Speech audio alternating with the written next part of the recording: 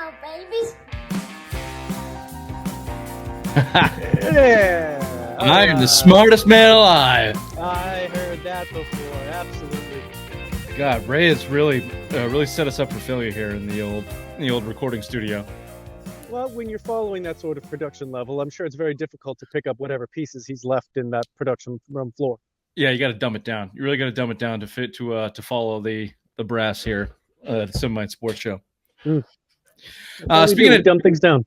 Yeah, speaking of dumbing it down, the Patriots lost to the Titans on Sunday in what was one of the dumbest performances I've seen in a long time, outside of some fluky shit at the end.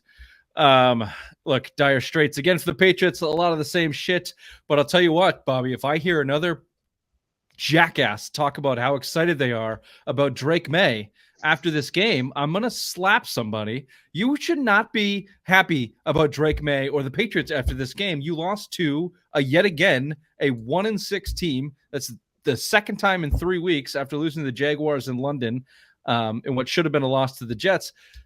The team is not in a good place. They're not going anywhere. They're not building on anything. I agree Drake Maye looks good, talented, moxie, all of that. But he also had 3 turnovers and was the direct result of probably why you lost that game and the direct result of maybe why you were in it. So a little bit of a conundrum there. But either way, I'm saying you're not allowed to, and there goes Bobby.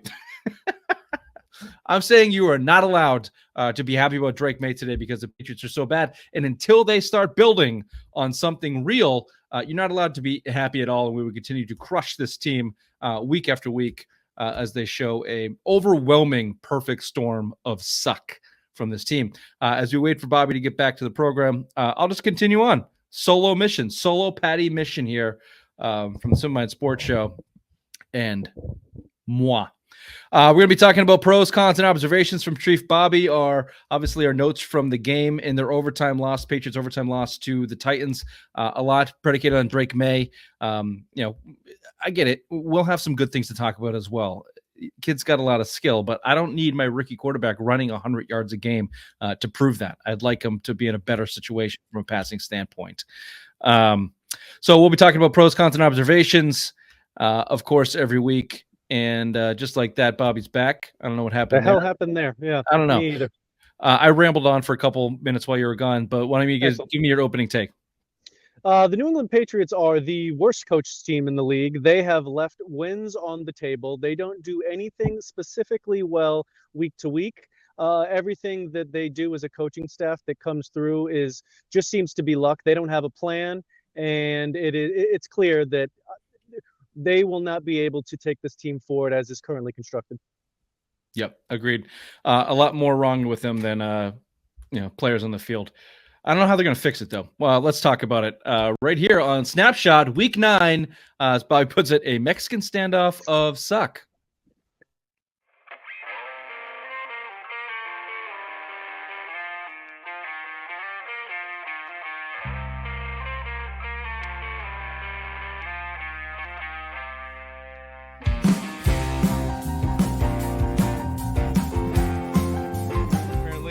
The Celtics are dumb front-running pussies.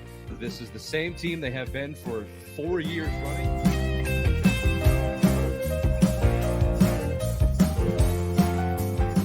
Well, my worst nightmare came true. Missoula and Mayo are friends. What the fuck? Apparently they've known each other since Virginia. They have these docking sessions where they talk about ball and managing people.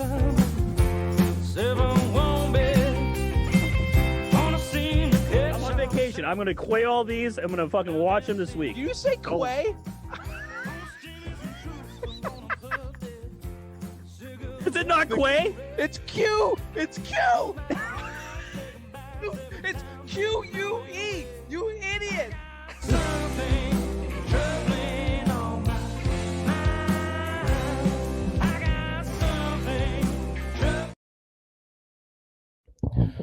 We got fucking Dr. Big Mac chirping fucking sidebar. He's got enough time and energy to chirp us on the text chain, but he can't make the show. Real Quick nice. confession: Ray and I had a sidebar during the call this morning, which was also, I thought, quite hilarious. About me? No, not about you. It was about just other things. Oh. I thought he looked relatively jolly. I asked if he had intercourse last night. He said no. It went I on see. from there. So as we were on our professional call for the show, you two idiots were playing footsies, not contributing whatsoever. I contributed multiple times, and I got, as I do everyone, his good question. Yeah. I got an ooh and ah from your mother last night after contributing to her. So we're all playing on the same playing field. You called it a Mexican showdown of suck. I called it the perfect storm of suck. Either way, the NFL was losing ad dollars, specifically in that first half when the Patriots played the Titans 7-3 going into halftime. Let's start with Drake Maye as my opening take. Your observation: Drake Maye made all the plays and gave it away. He dragged the team into overtime with flashes of brilliance. He also had 3 turnovers, which lost the game. He did not look as sharp as previous starts, possibly the missed time over the concussion affecting his play.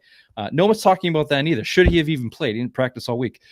Play calling was terrible, miserable out of the gate. Play script never got things started, never got in a rhythm. We saw raw talent, and which is the main area improvement from Drake Maye. And that's my point. You score 17 points. You have 3 turnovers. You throw for 200 yards and 1 lucky-ass touchdown, which brought it to overtime, which was a lucky-ass touchdown, not a miraculous play by May. I don't know. If that was Brissett's stat line, we'd be crushing them right now. We would obliterate him. It was, I mean, if you watched the game, I mean, Drake Maye had plays mostly with his feet where he was just bursting, running, and making plays. You can see the kid's an athlete. He did not play well in structure or from the pocket at all. I specifically blame it to him missing time. We talk about that he's pretty well mentally smart. He understands concepts and things, so that if he missed all this time during the week and then all of a sudden he comes out and plays sloppy as hell, it must be that. I don't know why that wasn't discussed. He has no help on the offense. The whole game script was terrible. I don't know if that game script with those terrible plays were related to the fact that he missed time. But coming out of the game, all everyone's talking about how Drake Maye's the guy. He's this and he's that. He could do those plays. That's sure too. But he did lose the game. They wouldn't have been in the position they were without him. But he did lose the game with a couple really bad decision throws. I don't really know what he saw. It looks like he just missed the defender and not being aware of a defender behind him. You got to hold the ball. You got to secure the ball. Yeah. And I don't know if they scored 17 points. Jacoby Brissett has scored 17 points. They scored 25 the week before without Drake Maye. So I push back on, and it's not just you, it's everybody saying they wouldn't have been even in that game if it wasn't for Drake Maye. Like, I don't necessarily know if that's true. It certainly wasn't true with his arm. There's nothing from a passing perspective that made him look spectacular in that game. Obviously, rushing the ball 8 times for 95 yards.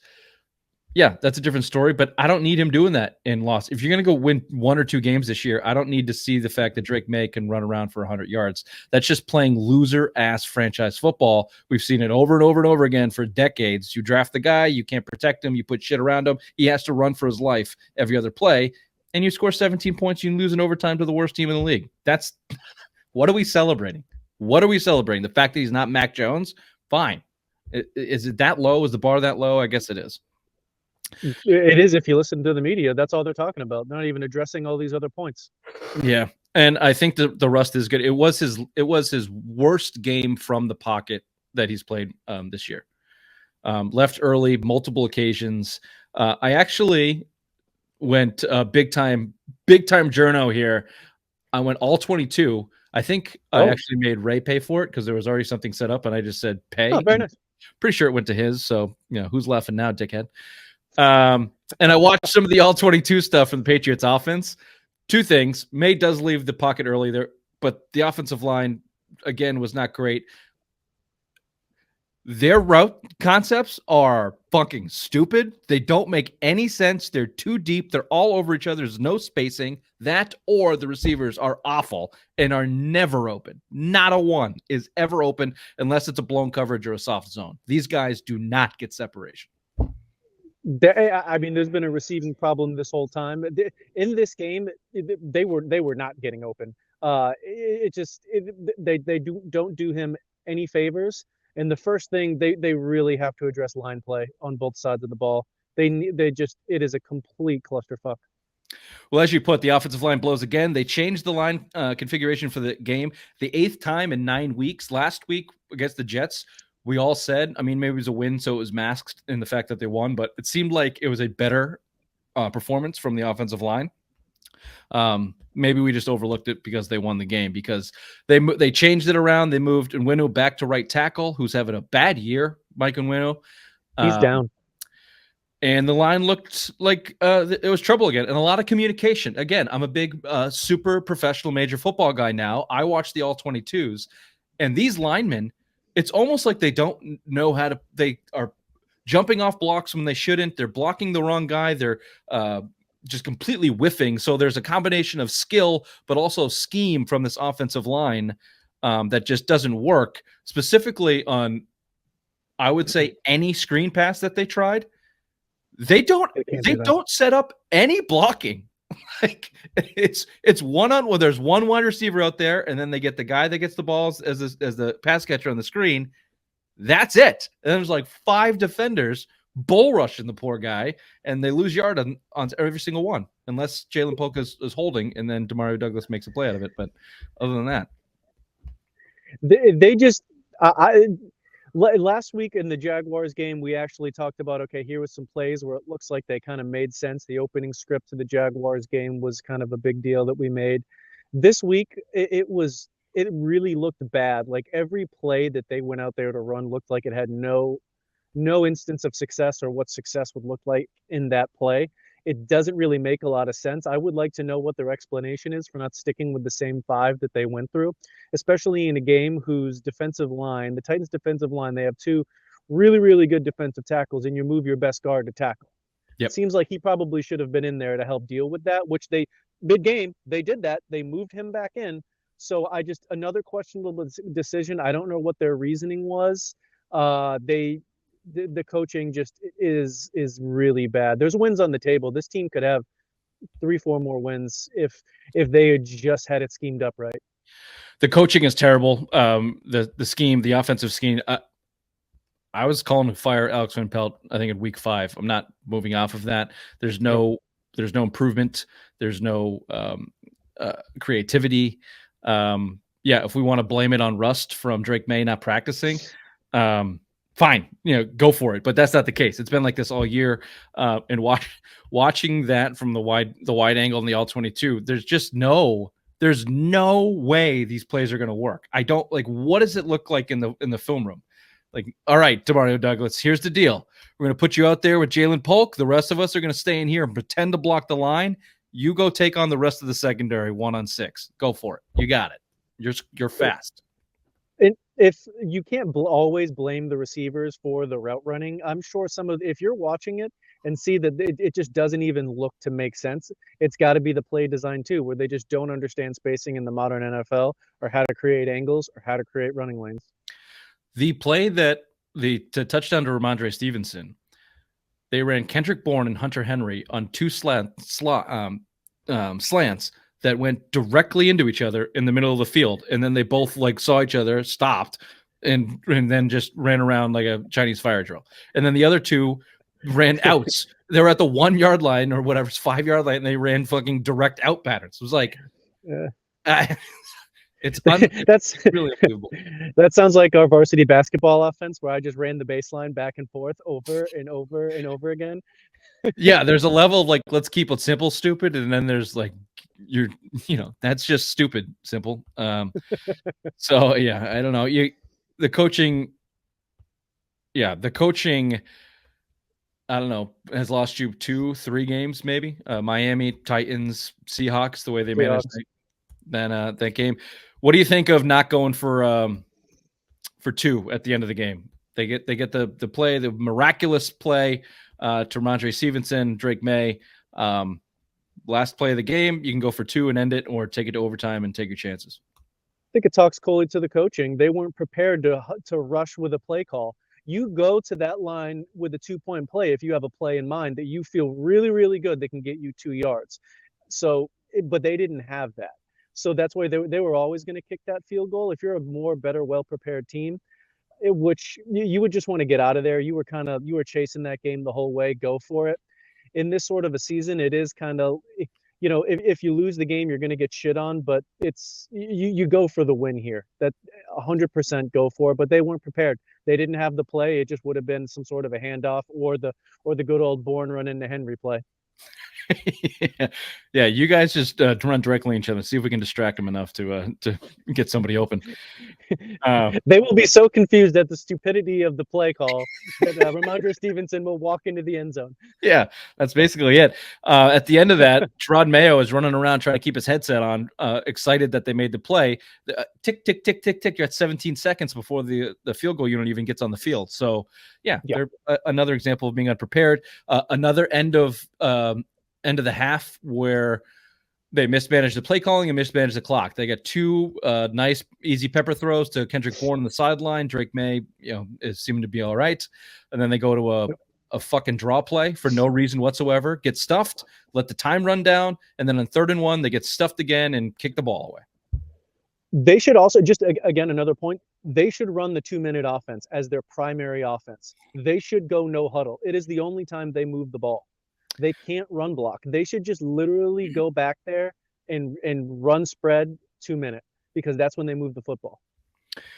Yeah, take the control out of Alex Van Pelt's hands. Exactly. Just let Drake Maye go out there and do it, because he is the best player of the team. I mean, he's going to have these mistakes, but just let him go do it, because they can't do anything else. Everything we scheme up is dumb and doesn't work. Can you let's keep pigpiling on the coaches here. Undisciplined, soft as a pillow, as you put it. Take out the 95 yards from Drake Maye scrambling, and the Patriots rushed for 15 yards on 12 attempts. They also allowed 167 yards on the ground to the Titans. They don't have the horses to play on the line offensively or defensively. Both sides are weak. They get bullied off the line of scrimmage. The linebackers are slow, and they don't know how to read the game. They don't even have a viable linebacker on the fucking roster at this point in time. I mean, Tavai is nice, I guess, as a third guy out there. But when you're relying on Giovanni Tavai, I'm sorry, you're screwed. He's good as an early down run stuffer if he's not the middle linebacker that has to call out where it goes. They may have the worst linebacker unit in football. Linebacker, it's a very undervalued position, but you need to have guys that can move and that can cover that level of the field, because that level of the field is going to be the most attacked level of the field. And their guys are slow and they don't read the game well. They are always turned around, and the middle slant is open 75% of the time. It is there. Yep. That and that 20 to 30 yard chunk play in zone defense, just above the linebacker's head and just in front of the safeties. The Titans of all people. Mason Rudolph burnt you on that 6 or 7 times in this game, and it's there every single game, every single day. 8 more Drake penalties. Maye's schoolyard friend as well, Mason Rudolph. Yeah, we get it. They know each other. Awesome. Yeah. All these guys know each other. It's not fucking rocket science.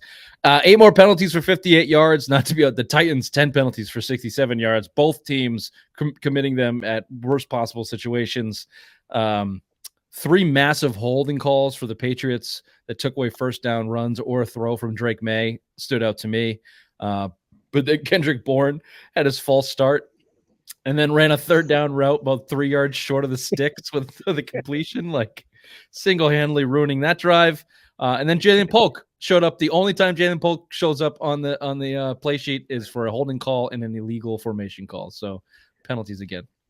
The Bourne thing too was then immediately followed up by Behringer's shank of a punt. It was just 2 loser plays right in a row. It's just, God, this team, they're so frustrating to watch. And my whole view of football is just now slanted from 2 years of watching the fucking Patriots play. It is, oh my God. Yeah, it's super aggravating, frustrating. The first play of the game, the flag came out on the kickoff, and I was like, you got to be shitting me. Is this and nope, it was the Titans. Thank God we were playing the Titans. But I thought for sure there was a false start in the Patriots again on the dynamic kickoff. Yeah. That's the expectations they've set. Speaking of special teams, a 56-yard missed field goal from Joey Sly. I don't know if we want to hold that against him. 56 yards for a guy off the street, but would have won him the game. 2 shitty punts from, the suck is seeping into all parts of this team. What once was a reliable unit in the punting unit has gone off the rails. But at least Marcus Jones, he's a decent weapon, because the Patriots defense forces teams to punt so often. Marcus Jones gets an opportunity. That's true. Underutilized, doesn't get enough. We should get him out there on offense, see what the hell he can do. He'd be better than Javon Baker. You need to make the or Polk. That's for sure. Yeah. Nice job, Wolf. Yeah. Lastly, full circle, just back to Drake Maye. I don't want to dump on the kid. I think he's good and he's the best player on the team. But he had a rookie game on Sunday and it cost him. I truly believe you probably beat the Titans and Mason Rudolph with Big Black Hoyer, Jacoby Brissett under center, scoring 13 points and no mistakes. That's all you needed from this team against the Titans. The strip sack fumble is inexcusable. Rookie mistake led to the Titans taking the lead, and that cost you the game, really. And then the interception in overtime, you didn't need it. He didn't see the safety. He didn't see the safety on the other side of the ball. So it's a bad decision. Not a bad throw, bad decision. But also on that, Booty gave up on that. Booty gave up on the play. He was dogging it, and he put his head down immediately when they picked the ball off. I hate that kid. Dump him tomorrow. Dump them all. Yeah. Anybody who acts like that, you have to get the malcontents off this team and start building towards something. If they're not a part of it, fuck them right out of the building. No, I agree. They do need. They have a straight up locker room problem that they've had all year. They're just. I don't know if it's being addressed. I mean, it's specifically in the wide receiver room. Baker's a fucking knucklehead. Booty's an asshole. And they just seem to let it fester. Yep. Yeah.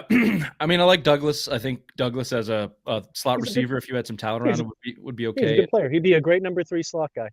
Yep. So you've got guys like that, and you got to put some superior talent around them, and everybody can get elevated. But Keyshawn Booty and Baker and these guys, and Osborne wants to spout off. Get them out. You got the trade deadline tomorrow. Booty was a healthy scratch. I'm sorry, Bourne was a healthy scratch. Who are the other guys? Thornton and Osborne. Thank you. Thornton and Osborne were the healthy scratches who are predicted to be traded for a bag of balls. Good. Bye. See you later. So there you go. The Mexican Showdown of Suck. Patriots go to 2-7. Currently have the number 1 overall pick in the NFL draft, and are building towards nothing seemingly. No, we outlined how their offseason plan went when it started, and how essentially everything that we were told when Elliot Wolf speaks, which he doesn't do anymore, didn't work.